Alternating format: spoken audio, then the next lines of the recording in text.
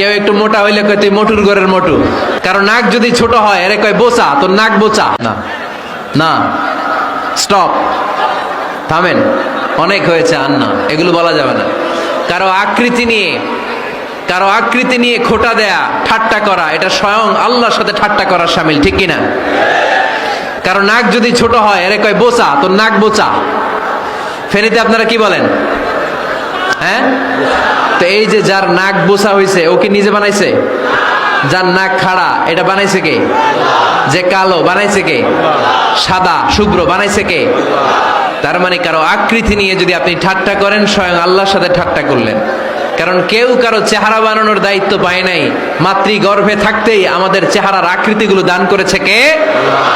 হুয়াল্লাযী ইউসাউইরুকুম feel আরহামি কাইফা ইয়াশা লা ইলাহা ইল্লা হুয়াল আজিজুল হাকীম। তিনি এমন সত্তা, তোমরা যখন তোমাদের মায়ের পেটের ভেতরে ছোট্ট একটা ভ্রূণ কণা ছিলা, তখনই তোমাদের চেহারার আকৃতি দিয়েছে কে?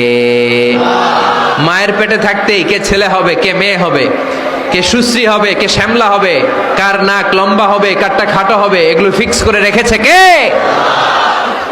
এজন্য কখনো কারো চেহারা, কারো আকৃতি নিয়ে ঠাট্টা বিদ্রুপ করা যাবে না।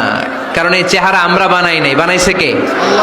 প্রত্যেককে যদি আল্লাহ তাআলা প্রত্যেকের নিজের চেহারা ডিজাইন দেওয়ার সুযোগ দিত, তাহলে আমরা আমাদের চেহারা কি এরকম বানাইতাম?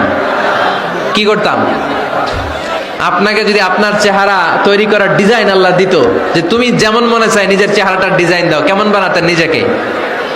কথা বলেন, কয়েকজন বলেন না?